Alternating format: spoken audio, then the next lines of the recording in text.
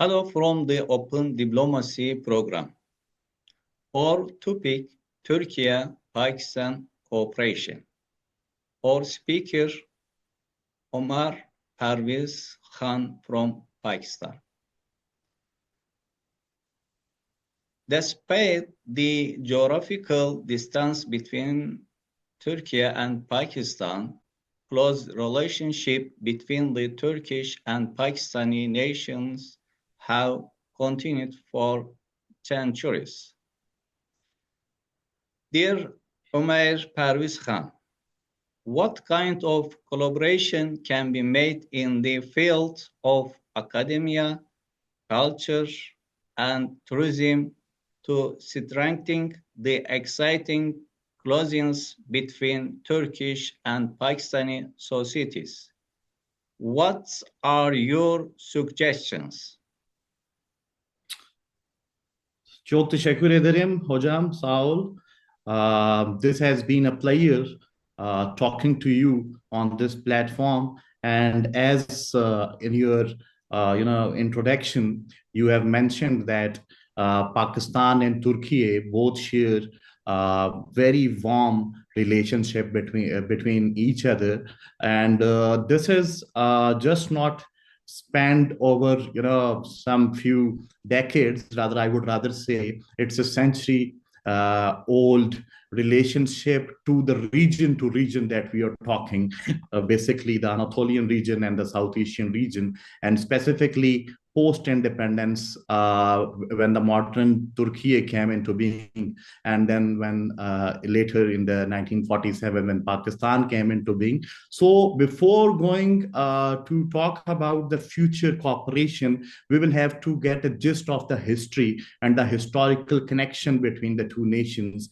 And the most important thing that I feel as a student of international relations in Selçuk University, Konya, Turkey as well, that the warmth that both countries feel, the people-to-people contact, is something which is exemplary, and it has been again and again reasserted, re-emphasized, and it has been tested over the time as well. And this goes back to the Ottoman Empire's time, when specifically movement was initiated in South Asia, specifically led by the Muslims of the Indian subcontinent. And they cherish that memories, not only from the Pakistani side, but also from the Turkish side. The people there, they are still aware of the fact that our women, our children basically sacrificed their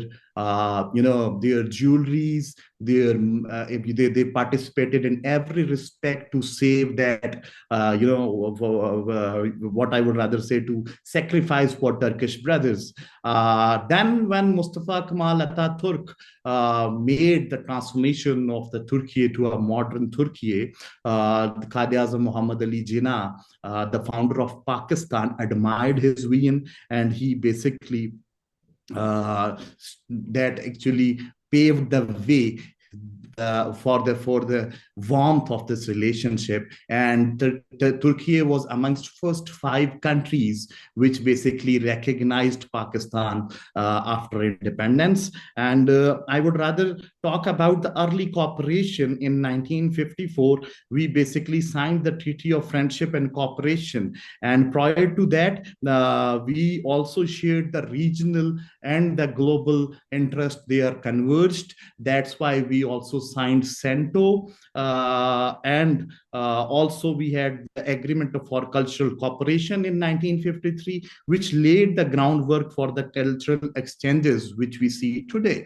So these were basically and I would rather also say that when the Kashmir problem struck at the early stages of Pakistan, at the inception of Pakistan, Turkey stood along with Pakistan as a firm brother state, and it just did not just openly sided by Pakistan, but also welcomed the then first revolutionary president of Azad Jammu and Kashmir, Sardar Muhammad Ibrahim Khan, when he was a visit to the to the diplomatic countries, and then he went to United Nations in 1948. So he stayed there in Turkey to pave the way for the diplomacy, which still is being seen in the in the United Nations in the form of dear President Recep Tayyip Erdogan when he talked about Kashmir.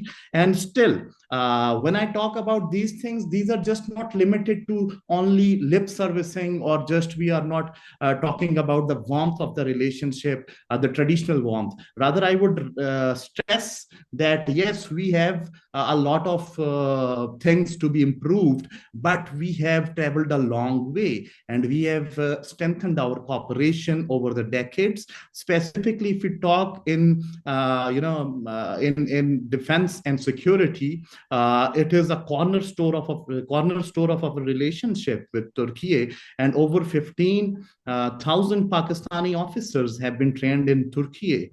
Then I would rather like to quote here that the Pakistan's second largest arms supplier is also Turkey.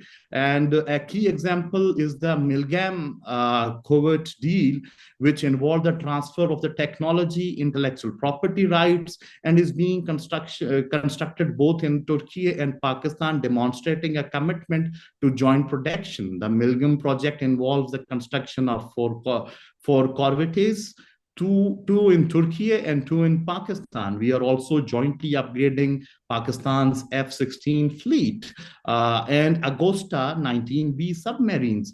Additionally, we engage in joint military exercises like those we conduct, all aimed at strengthening our mutual defense capabilities, and not to forget to mention the joint production of Bayraktar, the drones that have been a very crucial element of Turkey's defense system and the indigenous Turkey's defense industry that now Pakistan would be assembling. Pakistan is now also hosting that. And what else that we talk about is that the regional cooperation is also very important, as I see as a student of international relations, that Turkey and Pakistan's regional interests converge, and they don't have any conflict of interest in globally as well as regionally. That is the reason Pakistan and Turkey are traditional allies, and they have been very, very, economically and, I would rather say culturally and religiously, very, traditionally allied in their approach towards each other. When I talk about economic priorities, yes, there has been a deficit. We should admit it, that the economic cooperation between Pakistan and Turkey has not been to the optimal level, but our trade volume reached to $1.2 billion in 2022, with significant room to grow, obviously. The preferential trade agreement signed in 2022 has reduced barriers and will help create further opportunities. The PTA covers 261 tariff lines from Turkey and 130 tariff lines from Pakistan. Turkish investment in Pakistan have been considerable, especially in infrastructure, construction, and energy sector. Our goal basically should be to increase the bilateral trade, and as agreed, a credit facility of $350 million US, and we plan to open bank branches on a reciprocal basis. This should be done, and this should be expedited.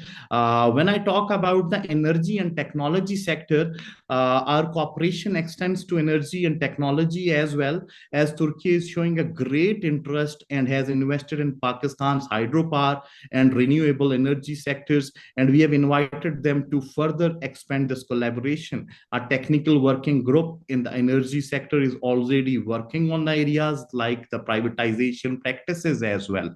And here, when I talk about these formal agreements, let me just also talk about the when these high politics areas are being discussed, let me also put in the low political areas that we have to take them more seriously, like we share the cultural heritage, like we share the religious heritage. And Turkey has been working in promoting the religious tourism in Turkey, which it has successfully branded. Like the Konya has become the hub of the religious tourism. Same has to be done with Pakistan, as Pakistan also has those sites which are of great importance, not only to the Muslims of the Turkey, but also the other minorities living there. So these religious cooperation, these religious tourism cooperation must be enhanced. I would rather suggest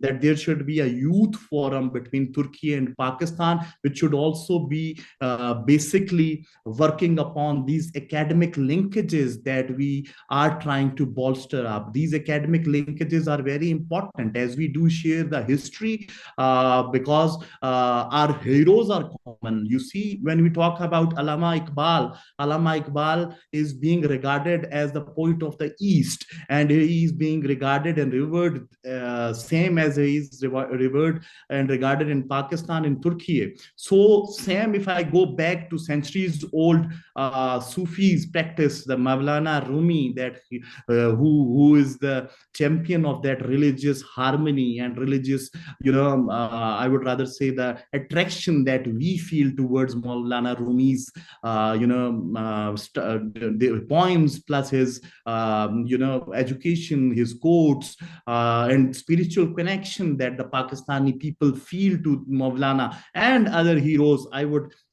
could count hundreds of names who have basically worked in Turkey and vice versa for the nation building, and they have been very, very, I would rather say, productive in each other's sectors. So what are the future opportunities? Having said all this, I would not hesitate to also mention that the warmth that the nations and the people to people connection we feel, we have been unable to cash upon that. Just I would talk about in region, plus I would also talk about the global phenomena or the arena as well. How? Because to my understanding, yes, Turkey has been very vocal, very sportive about the Kashmir cause and other strategic interest of Pakistan at the global level. Similarly, Pakistan has always supported Turkey's interest in the region and the global global arena as well. By supporting Cyprus issues, it has always stood by its principal stance. But we have to go more. We have to do more about these things. As I talked about, just not having that rhetoric. Rather, we should be more cooperating, not only in the defense field, but more in the academic field.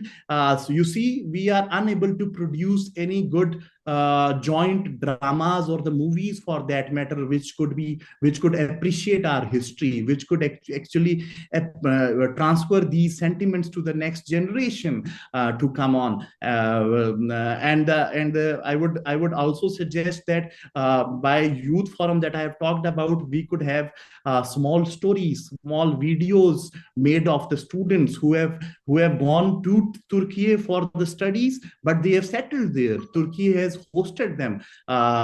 So these things should be brought into I would rather say mainstream, so that the Turkish-Pakistan relationship could be more strengthened. And if I talk about the regional politics, you see, Pakistan and Turkey face similar threats.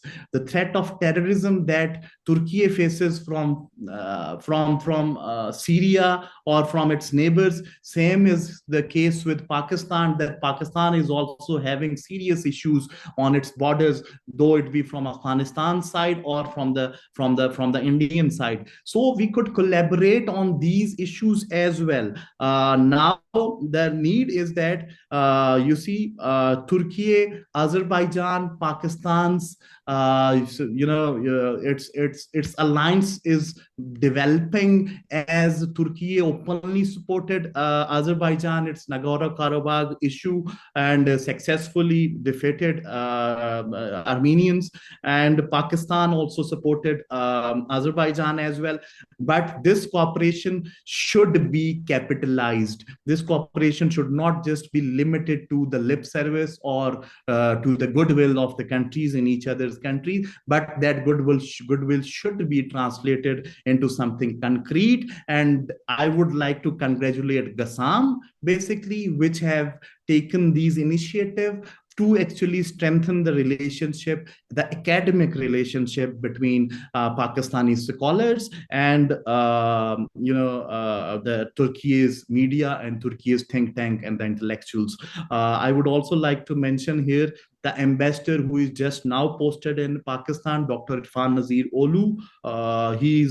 He's very much interested in bolstering up these people-to-people contacts and the public diplomacy that you're talking about. So I would suggest and I would propose that on your through your platform, we could also have a joint mechanism for research, I would rather say publications, books, videos, and to increase the soft image of Pakistan and Turkey.